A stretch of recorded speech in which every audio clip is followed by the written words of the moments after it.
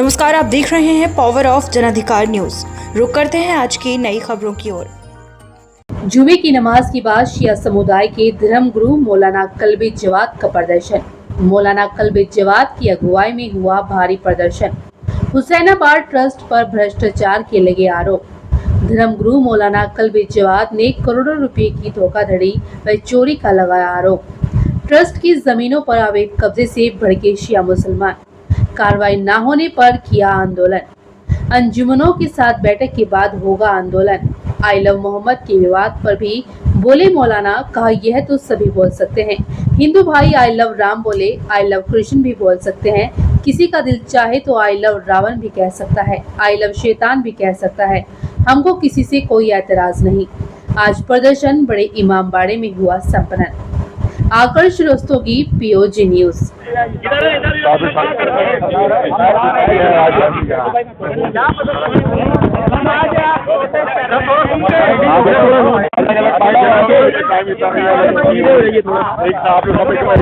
अलग है, बाइक नहीं हो पाई, सबसे अलग है, तबियत ठीक नहीं हुआ है, हम खड़े नहीं हो सकते। बिस्मिल्लाहिर्रहमानिर्रहीम। देखिए, हम लोग इसलिए आए हैं कि हुसैनाबाद ट्रस्ट जो है उसमें बहुत से अलाइड ट्रस्ट भी है। शारजा उसमें शामिल है, इस तरह वाली करबला उसमें शामिल है, काजमैन शामिल है, सब चीज़ें शामिल है और सब यहाँ की ज़बरदस्त आमदनी है।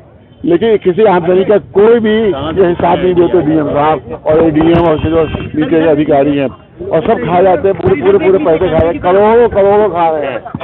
क्योंकि आज से 15 साल पहले जब तालाबंदी की थी, पूरे महाभारत जब तालाबंदी की थी, तो एडीएम साहब जो हमारे पाठक थे उनका बयान आया था दैनिक जागरण में।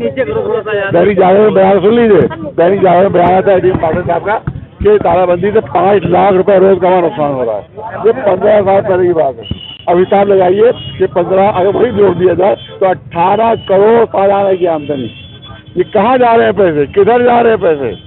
ये सब अफसराना आपस में खा पी रहे हैं और अरबपति हो जाते हैं ये।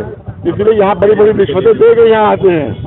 यहाँ लखनऊ में बड़ी रिश्वतें देकर यहाँ पर अधिकारी बनते हैं, ताकि वही हुसैनाबाद की लालच में बनते हैं कि यहाँ आप ये दुकानें, यहाँ पर तकरीबन 200 दुकानें हैं, इसमें हर एक से रोजाना 2 से 2.5 लाख रुपए रोजाना वसूले जाते हैं और ये सब अफराद खा जाते हैं। तो इसीलिए हमने यहाँ प्रोटेस्ट किया है। और ये ज़मीन जो दी है इन्होंने, पहले पुल को दी ज़मीन, अब सड़क को दी। तो ये डीएम साहब जो है ओनर नहीं है कि तो ज़मीन दे दें, ये केयरटेकर है, इनको राइट नहीं है, अधिकार नहीं है ज़मीन देने का। और के बाद इतने दयालु हैं कि कहते हैं हम कंपनसेशन भी नहीं लेंगे। अभी तो आप बाप कमा रहे, कंपनसेशन नहीं लोगे तो अब्बा कमा रहे, दादा का। मौलाना साहब अगला कदम क्या होगा? देखिए, हम ये ना समझे कि आज के बाद तो समझे कि जुमे के बाद अगला जुमा आएगा। तो हम तो आज हमारी अंजुमनों की मीटिंग है, उसमें हम तय करेंगे कि अगर ये काम नहीं रोका गया तो हर रोज एक अंजुमन यहाँ पर। आज एडीएम साहब आए थे, आज घर पर आए थे, 2 अधिकारी आए थे, एडीएम आए थे। हमने उससे कहा ये बताइए आपने किस अधिकार से ज़मीन दी है? ये बहुत अच्छा काम है। कह रहे साहब बहुत अच्छा। हमने कहा अनाथालय बनना भी अच्छा काम है। डीएम साहब की कोठी अनाथालय दे दें, अनाथालय के लिए डीएम साहब की कोठी दे देंगे। बुरा है काम, नहीं दे सकते क्योंकि उनको अथॉरिटी नहीं है। तो ये ज़मीन देने की भी अथॉरिटी उनको नहीं है। नकली बने हुए, जाली बने हुए हैं। तो ट्रस्ट में कमेटी है, इसे कमेटी नहीं बनाई पूरी, अकेले बने हुए हैं। अकेले बने ये बिल्कुल नकली है, ये धोखाधड़ी है और सिर्फ बेईमानियों के लिए। जो नया डीएम आता है तो बड़ी बेईमानदारी के नारे बदल करता है, लेकिन अब मुफ्त का करोड़ों का माल देखता है तो वो भी बेईमान हो जाता है। घंटाघर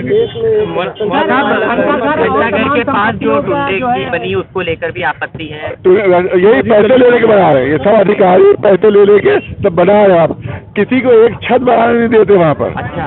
जो किराएदार है एक छत नहीं बनाने देते और यहाँ पूरी इमारतें बनवा रहे हैं। ये सब पैसे लेके बनवा रहे हैं। हाँ, वो सब पैसे ले रहे, अधिकारी पैसे ले रहे हैं और सब हुसैनाबाद ट्रस्ट की जमीनें हैं और खा रहे हैं। ये अफसरान खा रहे हैं। घंटाघर का बहुत पहले इसकी जो असली घड़ी थी वो चोरी हो चुकी है। कितनी मतलब रिटर्न शिकायत की हमने, रिटर्न शिकायत की, मगर उसमें कोई कार्रवाई नहीं हुई, न कोई जांच हुई। हमने इससे भी कहा डीएम साहब से कि घंटाघर की असली जगह चोरी हो चुकी है। 200 यहाँ के ऊपर संदल के पेड़ थे, सब काट के बेच दिए गए। तो दुनिया की सबसे बड़ी धांधली हुसैनाबाद ट्रस्ट में और डीएम साहब के अंडर में हो रही है। और कहते हैं साहब के हर बहुत डीएम साहब के अंडर में दे दिया जाए। अरे तो तुम इसको इतनी बेमानियां करो तो और आगे बहुत दिएगा तो कितनी बेमानियां और करोगे तुम। लिहाजा ये प्रोटेस्ट हमारा जारी रहेगा। ये समझिए आज खत्म हो गया, जारी रहेगा। अंजुमन को हम बुलाएंगे, उसके बाद उन लोगों को बुला के हम आंदोलन का ऐलान करेंगे। और रोज 150 अंजुमने हैं, हर अंजुमन एक दिन प्रोटेस्ट करेगी और तो 150 दिन तो यही हो जाएंगे। उसके आपसे रिपीट होंगी अंजुमन में ज्यादा। और राज फैमिली के हमारे लोग साथ हैं। नकली राज फैमिलियाँ बीएम ने बना दी है, बीएम ने बना दी है। प्रदर्शन चल रहा है मोहम्मद को लेकर, आई लव मोहम्मद ने धारे हम सब का अब बोलता यही आई लव मोहम्मद, लेकिन इसमें क्योंकि पॉलिटिकल लोग घुस गए हैं, पॉलिटिकल लोग घुस गए हैं, लिहाजा इसमें अभी हमने को अलग रखा है। इसको सिर्फ धार्मिक होना चाहिए। जो पॉलिटिकल पार्टियां से फायदा उठाना चाहती हैं उसके हम मुखालिफ हैं, उसके हम मुखालिफ। और आई लव कोई भी कह सकता है भाई, आई लव मोहम्मद जो है हम कह सकते हैं। हम हिंदू भाई आई लव राम कह सकते हैं, आई लव कृष्ण कह सकते हैं। और अगर किसी का दिल चाहे तो आई लव रावण भी कह सकता है, आई लव शैतान भी कह सकता है। हमारी तरफ से कोई इतराज नहीं। आई लव शैतान कह दो, हमें कोई इतराज नहीं। हमें हक है आई लव मोहम्मद कहने का। और इसके मतलब सियासी मामला नहीं होने देंगे, सियासी पार्टियों के लिए फायदा नहीं उठाएंगे। बाहर आ गए आजम खान साहब आगे बहुत देखिए तो आगे ही था उनको, क्योंकि उसकी मुर्गी चोरी का इल्जाम था। जो बड़े बड़े वक्त उनके चुराए उस पर मुकदमा ही नहीं चला। उन्होंने मर्डर किया यहाँ पर, जो मर्डर किया है वो एक जुमे के दिन एक रोजेदार का, उस पर कोई मुकदमा नहीं। ये कभी जेल से बाहर आते ही नहीं है। अगर असली मुकदमे इन पर चलते तो गवर्नमेंट को छोड़ना ही था, इसलिए छोटे छोटे मुकदमे लगाए। और आरटीआई का ऑर्डर हो गया है। ये देखिए हमारे मुतालिबात सुन लीजिए आप, जो हमने आरटीआई में दी है। ये देखिए ये वो है कि प्रमाणित कापी है, ये प्रमाणित कापी के ऊपर देखा है उत्तर प्रदेश सूचना आयोग ये लिखा हुआ है। इसको देख लीजिए, उत्तर प्रदेश सूचना आयोग लिखा हुआ है। इसमें सारे मुतालिबात हमारी हैं। और आर्डर देखिए, तो आर्डर किया ये इसको नहीं मान रहे हैं बीएम साहब। इस आर्डर को आरटीआई के नहीं मान रहे हैं। आदेश है, ये है आदेश। ये आरटीआई जज के साथ आदेश डी को दिया गया है कि पूरे 1 साल का ब्यौरा आमदनी खर्च वो पेश करें। आज तक अभी पेश नहीं किया उन्होंने। ठीक है सर, आरटीआई के भी नहीं मान रहे हैं। ठीक सर, थैंक यू। डीएम साहब आरटीआई के भी नहीं मान रहे हैं। इससे अंदाजा कीजिए कि कितना बड़ी धांधली कर रहे हैं, क्योंकि अगर हिसाब दे देंगे तो सारी चोरियां खुल जाएंगी। Thank you. बहुत बहुत शुक्रिया।